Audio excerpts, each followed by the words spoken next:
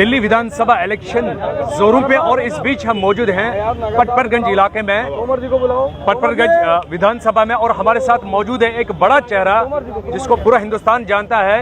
अवध ओझा जी हमारे साथ हैं और यहाँ पर इनको जो है टिकट मिला है आम आदमी पार्टी से और आज ये यहाँ पर जो है पद यात्रा कर रहे हैं। हालांकि दो चेहरे अभी जो है यहाँ पे आने वाले हैं, मनीष जी और ये आ रहे हैं। अभी ये सबसे पहले आपका सर वेलकम है हमारे एएनएन न्यूज़ में। तो एक ये चीज़ कहेंगे कि किन मुद्दों को लेकर आप इलेक्शन में आ रहे हैं, खासकर इस क्षेत्र में किस तरह की तैयारियां हैं? मुद्दा बस एक है, मानव संसाधन का विकास, ह्यूमन रिसोर्स।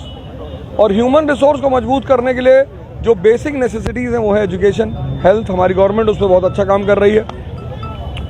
सीवर की समस्या को लेकर हमें और एग्रेसिवली काम करना पड़ेगा, जो कि हमारे नेता ने कहा कि इस चुनाव के बाद जब सरकार बनेगी तो हम पूरे दिल्ली के सीवरों का नवीनीकरण करेंगे, उन्हें नया बनाएंगे, 24 घंटे शुद्ध पानी देंगे, रोजगार पर काम करेंगे, ये बहुत बड़ी बात है। प्लस सोशल सिक्योरिटी को बढ़ाते हुए, सामाजिक सुरक्षा के दायरे को बढ़ाते हुए संजीवनी योजना हम लेकर आए, जिसमें जो 60 साल के ऊपर बुजुर्ग हैं उनको हम इलाज मुफ्त देंगे सरकारी और प्राइवेट अस्पतालों में।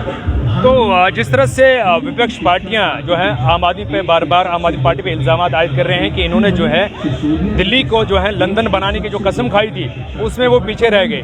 दिल्ली की सड़कें बेहाल, दिल्ली में सब चीज़ें जो है बेकार पड़ी है। उनका मानना है कि इन्होंने कुछ नहीं किया 10 सालों में। उनके जवाब में क्या कहना चाहिए? मैं कहूँगा केजरीवाल जी ने दिल्ली को नालंदा बना दिया है, जहाँ अगल बगल के राज्य के लड़के पढ़ने के लिए आते हैं। जैसे ह्यूएन चाइना से पढ़ने आया था, फाइहान चाइना से पढ़ने आया था, तो केजरीवाल जी ने क्या किया है कि दिल्ली को नालंदा बना दिया है। दूर दराज से लोग अच्छी शिक्षा, उच्च शिक्षा सस्ती दरों में पढ़ने के लिए यहाँ आ रहे हैं।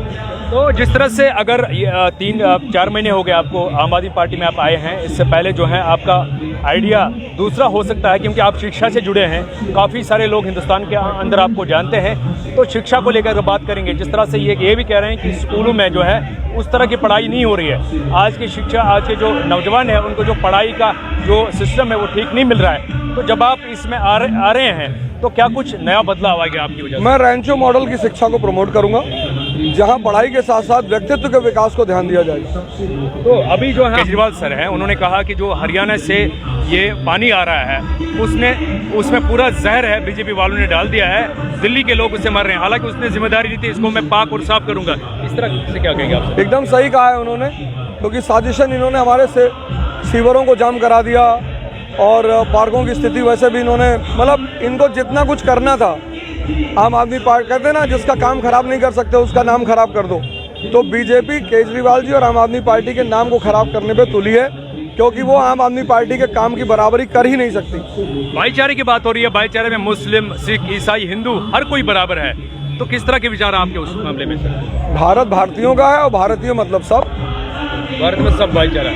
तो अभी जो पटपरगंज में खासकर कौन से चीजें हैं जो प्रायोरिटी पे आपकी रहेंगी सर? सबसे ज्यादा प्रायोरिटी पे रहेगी सीवर और शुद्ध पानी। अगर जो मनोज जी पिछले 10 सालों से यहाँ पर रहे हैं, उनकी 2 बार यहाँ पर जीत हो चुकी है, तो आपको और कोई सीट भी मिलनी चाहिए, यही सीट क्यों दी गई सर? मैंने मांगी थी क्योंकि मेरा परिवार यहाँ रहता है और मेरे शहर के कम से कम 100 परिवार यहाँ पे रहते हैं, तो मेरा सामाजिक आधार यहाँ बड़ा अच्छा था, इसलिए मैंने ये सीट मांगी।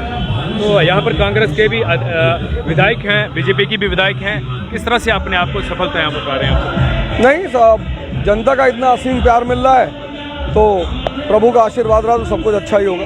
शिक्षा का कोई रोड मैप आपके पास सर नया, क्योंकि आप शिक्षा से जुड़े हैं, आगे जब आप आएंगे इस मैदान में जीत हासिल करेंगे, उसके बाद क्या नया रोड मैप होगा शिक्षा का? मैंने कहा ना, रैंचो मॉडल, मतलब ज्ञान और व्यक्तित्व दोनों का विकास का रोड मैप बनाया मैंने। जनरली एक चीज़ है, अभी पोल्यूशन से दिल्ली का हाल बेहाल है, तो इसके लिए वो भी आरोप लगा रहे हैं कि दिल्ली को इन्होंने जो है परेशान करके रखा। केजरीवाल सरकार ने 10 साल तक कोई भी मेहनत नहीं करी है पोल्यूशन के रिगार्डिंग। तो आपको क्या लग रहा है किस तरह से पोल्यूशन कंट्रोल हो जाएगा? पोल्यूशन पर हम अपनी एक नीति बना रहे हैं। इंग्लैंड, कभी लंदन दुनिया का सबसे पोल्यूटेड शहर हुआ करता था, पर उन्होंने एयर प्यूरीफायर्स लगाए, ऑब्जर्वर्स लगाए, तो अब हम उस पर नीति बना रहे हैं। हमारे नेता 2-2 साल से जेल में थे, हमें काम ही नहीं करने दिया गया, तो उस पर हम काम करेंगे और आने वाले समय में दिल्ली को इन चीज़ों से निजात दिलाएंगे। जनरली क्या लग रहा है आपको, कितने सीट इस बार जो आम आदमी पार्टी यहाँ पे लेगी सर? 60+ सीट आएगी हमारी।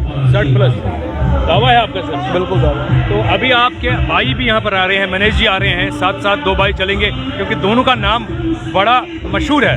तो क्या लग रहा है आपको, इससे क्या इम्पैक्ट पड़ने वाला है सर? बहुत इफेक्ट पड़ेगा। 2 शिक्षा के क्षेत्र में क्रांति करने वाले लोग एक साथ चलेंगे तो पटवर्धनगंज और पूरी दिल्ली को संदेश जाएगा कि आम आदमी फिर से शिक्षा की क्रांति को आगे बढ़ाएगी और उनके बच्चों को भविष्य को बनाएगी, जिससे कल फिर इन्हीं बच्चों में से लाल बहादुर शास्त्री जी और अंबेडकर जी का जन्म हो सके। केजरीवाल सर भी आप इस इलाके में आएंगे आपके? एक बार आ चुके हैं, मैं कोशिश करूंगा एक बार और आए।